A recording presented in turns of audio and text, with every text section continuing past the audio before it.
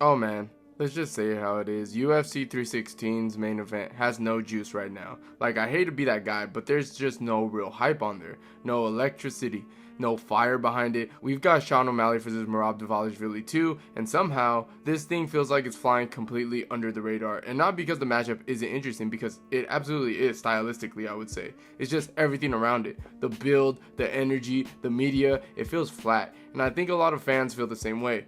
Now, let's start with Sean. This man is literally out here, the UFC's most marketable star, am I right? Rainbow hair, flashy knockouts, big social media presence. He's the type of guy you expect to carry a promo week effortlessly. But instead, all we're really getting from him is that I had a hip injury last time, and now I'm healthy, so I'm gonna do better. That's it. That's the pitch. Like, bro, that's your fight? No grudge angle? No, I'm coming to shut him up type of energy? You're not just a fighter anymore. You're a supposed star. Sell the thing like you mean it. And Merab, man, I respect the dude a ton. He's a grinder, a dog, one of the hardest workers in the game. He's kind of charismatic, I'm not gonna lie, and he can promote a fight. I mean, just watch the Umar versus Merab buildup. But recently, he's in front of the cameras like, guys, this is the biggest rematch. This is hard stylistic fight for me. I might lose, you never know. I respect Sean. This is fight, guys. Like, we get it, man. We know it's a hard fight, but say something, Merab. Where's the bite? Where's the edge? God damn it. It's honestly wild that the buildup has been so weak. You would think that the UFC would have done a whole embedded series with fireworks, sit down interviews, some face-to-face heat, something to make this fight feel like a main event.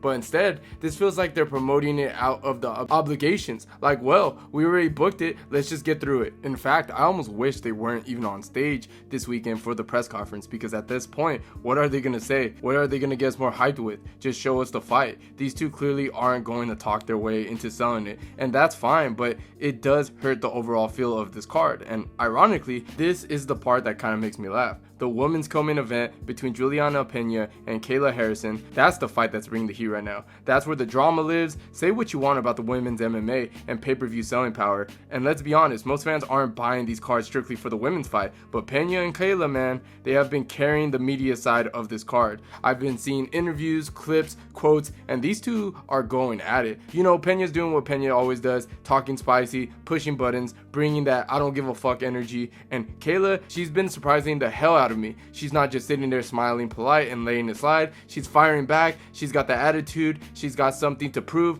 and you could tell that she's trying to establish herself right away in this division. And in the UFC as a whole, it's kind of hilarious when you think about it. The actual title fight between the two top ranked guys in arguably the deepest division in the sport, and it's being overshadowed by a co-main event that just a year ago people weren't even sure what happened. Like, Peña versus Kayla Harrison was supposed to be a curiosity. Instead, it's the entire marketing engine for UFC 316, I would say. And again, I'm not saying people are suddenly buying the card just for the co-main event, but in terms of hype, in terms of selling it, they're doing the heavy lifting than the actual headliners. That says a lot. So yeah, to sum it up, UFC 316 feels weird. It's a banger main event that no one's hyping up. It's got surprisingly spicy co-main event that's doing all the media work. And the rest of the card, honestly, it's kind of mid, but it's not bad. There's a few decent fights sprinkled in there, but nothing that screams, you have to buy this. But this Peña versus Kayla Harrison fight, this one's different. This one actually has me locked in, like not just in a passively watching way. I'm kind of invested.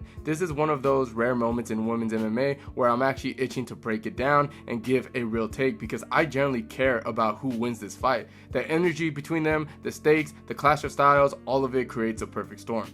And honestly, I've been going back and forth on who takes it. Both of them have something to bring to the table. Peña's that gritty, pressure heavy scrapper who likes to brawl, who proven who can drag anyone into war. Just ask Amanda Nunes. And as for Kayla, bro, she's a tank, a decorated judo monster who's been mauling people in the PFL like it's a hobby. So now I'm sitting here thinking, is Peña's dog mentality enough to break through Kayla's physicality? Or is Kayla just too strong, too disciplined, too much of a problem in the clinch and on the ground? That's what makes this fight fun. It's not just trash talk, it's not just a drama, it's two legit styles clashing at a high level.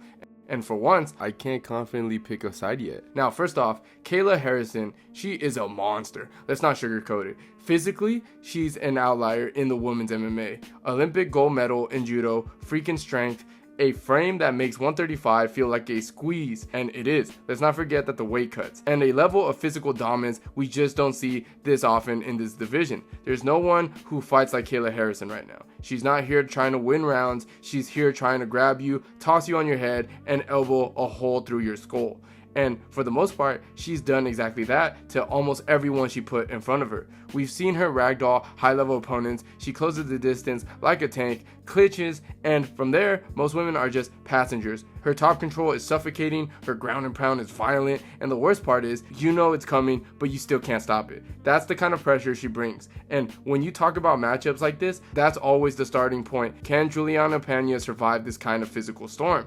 Now, to be fair, there are real concerns with Kayla. She does fade, especially when she's forced to cut hard to make 135. And against Kietna Vieira, it showed that she looked dominant early but noticeably slow by the third. That matters here because Peña doesn't go away. She doesn't break. You can hit her with the kitchen sink and she'll still be there in round 4, flailing forward with awkward combinations and a bust lip trying to drag you into hell. That's her game. She's a dog. She thrives when the fight gets gritty. She's not winning with finesse. She's winning because she's too stubborn to quit. I mean, look at her career. She beat Amanda Nunes when nobody gave her a chance. And yeah, Amanda steamrolled her in the rematch, but even in that loss, Peña showed us who she was. She took the bombs and never backed down. She's tough in that way that can be demoralizing for someone who expects it to be dominant. And stylistically, if Kayla expects to just blast through her like she did to most of the PFL fighters, that can backfire here because Peña is tricky, not technically, but emotionally. She thrives in a fight where you're supposed to be better than her,